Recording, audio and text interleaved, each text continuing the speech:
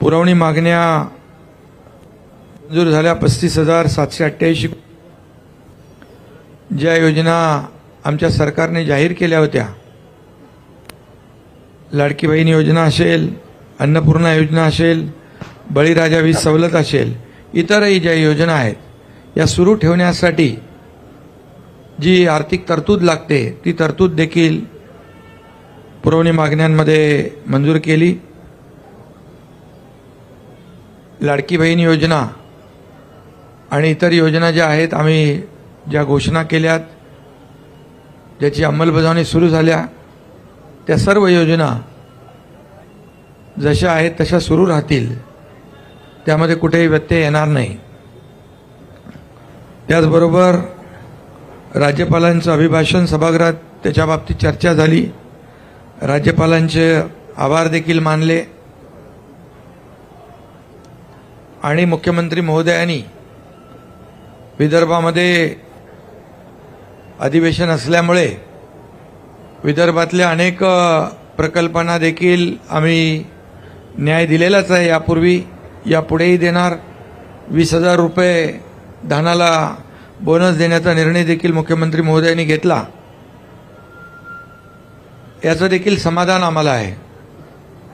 आणि आमचं सरकार जे आहे सर्वसामान्यांचं सरकार आहे, सर्वांना सोबत घेऊन जाणारं आहे आणि मागच्या महायुती सरकारचा जो वेग होता, जी गती होती, त्याला आणखी गती देणार, आणखी वेगाने आम्ही निर्णय घेऊ। महाराष्ट्र आता न थांबता पुढे जाणार। विरोधकांची संख्या जरी कमी असली तरी सुद्धा आम्ही त्यांच्या प्रत्येक ज्या ज्या आयुधाच्या माध्यमातून त्यांनी प्रश्न उपस्थित केले त्याला सरकारने उत्तर दिलं। महायुती सरकारने आपला शब्द देखील पाळला। या अधिवेशनाच्या काळात मंत्रिमंडळ विस्तारही झाला, विधान परिषदेचे सभापती देखील त्यांची नियुक्ती झाली आणि विशेष म्हणजे पुणे विमानतळाला जगद्गुरू संत तुकाराम महाराज यांचं नाव देण्याचा प्रस्तावही मंजूर करून केंद्राला आम्ही शिफारसही केली। फक्त एवढंच आहे की अधिवेशन विदर्भात असताना विरोधी पक्षाने विदर्भासाठी जे मुद्दे उपस्थित करायला पाहिजे ते सभागृहामध्ये ते दुर्दैवाने उपस्थित न करता पायऱ्यांवर आणि तुमच्या चॅनलसमोर जास्त प्रश्न आणि आरोप करण्यामध्ये धन्यता मांडली। तरी सुद्धा ठीक आहे, आम्ही सरकार म्हणून विरोधी पक्षाला देखील मान सन्मान दिलेला आहे आणि विरोधी पक्षांनी फक्त यापूर्वी जसं 2.5 वर्ष पायऱ्यांवर आंदोलन करून आमच्यावर आरोप केले, प्रत्यारोप केले, पण आम्ही मात्र आरोपाला 2.5 वर्षामध्ये आरोपाने उत्तर नाही दिलं, आम्ही कामाने उत्तर दिलं आणि म्हणूनच आम्ही काम केलं। सर्वसामान्य माणसाच्या आयुष्यामध्ये बदल घडवणारे निर्णय आम्ही घेतले। आम्ही टीम म्हणून तिघांनी काम केलं आणि लोकांच्या मनातलं सरकार आम्ही म्हणायचो, सर्वसामान्यांचं सरकार, ते खऱ्या अर्थाने काय असतं हे गेल्या 2.5 वर्षात आम्ही दाखवून दिलं आणि त्यामुळेच लोकांनी आरोपाला शिव्याशाप देणाऱ्यांना घरी बसवलं आणि आम्हाला लँडस्लाईड विक्ट्री दिली, मॅन्डेट दिलं। आणि म्हणून आमची आता जबाबदारी आणखी वाढलेली आहे की मुख्यमंत्री महोदयांच्या नेतृत्वाखाली आम्ही टीम म्हणून काम करणार आणि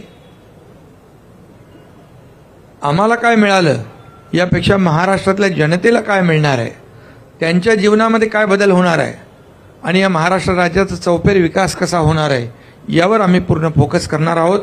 आणि म्हणून विदर्भात देखील गेल्या 2.5 वर्षामध्ये अनेक सिंचन प्रकल्प असतील, त्याच्या डिटेलमध्ये मी जात नाही।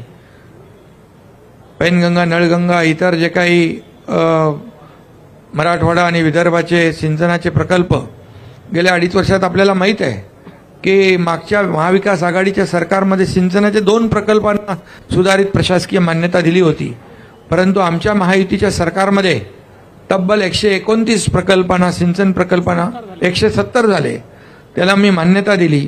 लाखो हेक्टर जमीन ओलिताखाली येणार आणि शेतकऱ्यांना फायदा होणार.